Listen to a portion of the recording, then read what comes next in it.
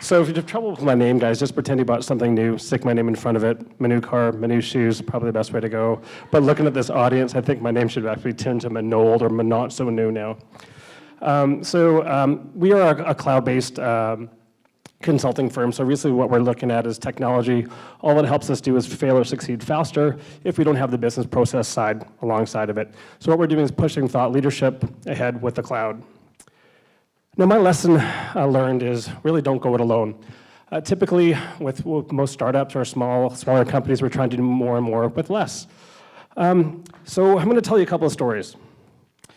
The first one is the Dr. Ruth at QA, I'm calling her. Who's heard of Dr. Ruth? Cool. Anybody? Who is she? Sexologist? You got it. Radio, TV personality, sexologist. So I'm doing this interview alone. So trying to do more with less. Interviewed this lady for a QA position. Relatively decent interview. Got to the end of it, talked about manual testing, some automation testing. And then we got to the part of our application process, which made me think, why am I here alone right now? So this is our application form. We asked 5 questions. Probably can't see this. What do you love to do in your free time? What's the funniest thing that happened to you, and so forth.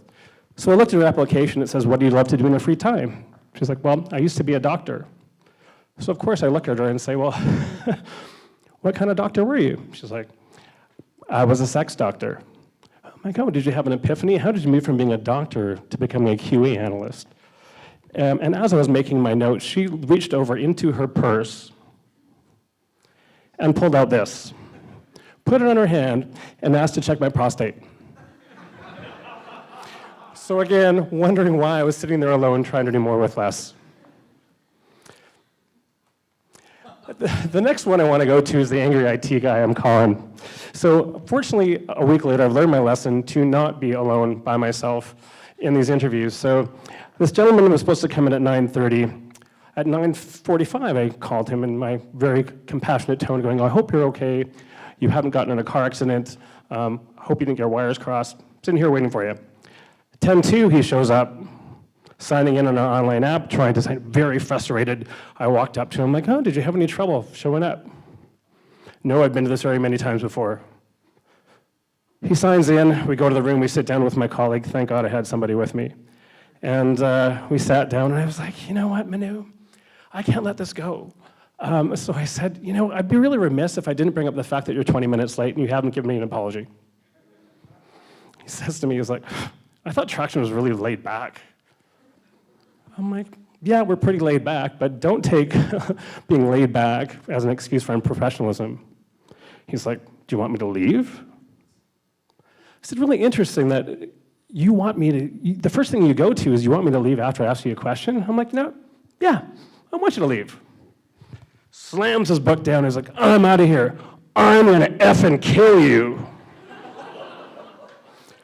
So fortunately, I had a colleague alongside with me to make sure I had no witness to walk me to my car at night. So the lesson learned from an HR perspective, right? Don't ever interview alone. When you're doing tough performance conversations, always have somebody with you, and definitely when you're doing a termination, don't go it alone. Thanks, guys.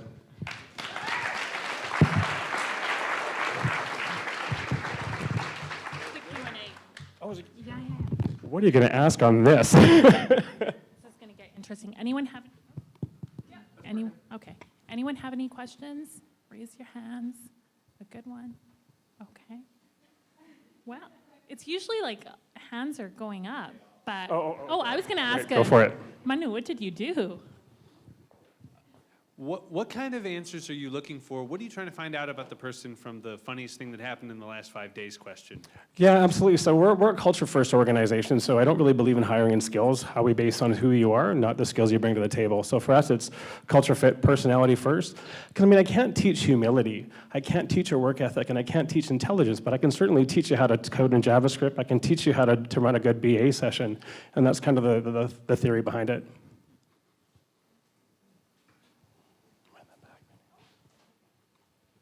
So just a quick question on the first interview example, when she pulled out the glove, did you end up, was it a yes or a no? See, I so wish I had somebody with me so I could have laughed. I honestly did not know what to do. I think I started sweating profusely, and I just kind of like, okay, the next step in our interview process is da-da-da. No, I didn't. I was very careful not to bend over, and I think I backed out of the room. No, hi there. We always hear the stereotype of hiring millennials, for example, showing up 20 minutes late and not apologizing. He was 50. Okay, I was going to say, have you faced that when hiring millennials? Is the stereotype true, or have you seen any issues like that? Actually, you know what? I don't think millennials are looking for anything else that anybody else is looking for. I wish I was still a millennial.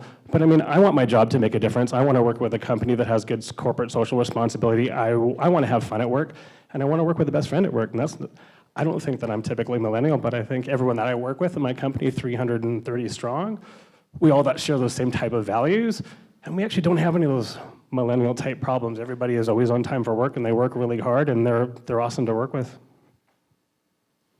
Last question, anyone? Oh, yes, I have to really work for this one. What do you think of the term work-life balance? Work-life balance. So we actually have we call it work-life harmony.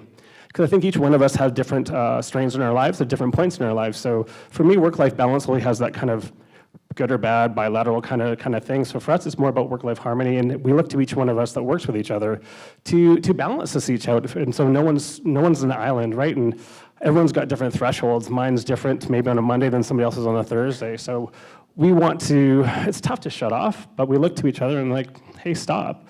And we're a little bit different too, given that we're a professional services company. What we try to do is do something a little different, and we're looking at true engagement. So instead of just looking at billable hours back to the client, we actually ask people what they're actually doing in that time and attaching a sentiment to those activities. So whether it's execution, administration, learning, or syndication, and trying to build roles around people, that way trying to get work-life harmony instead of work-life balance. That's it.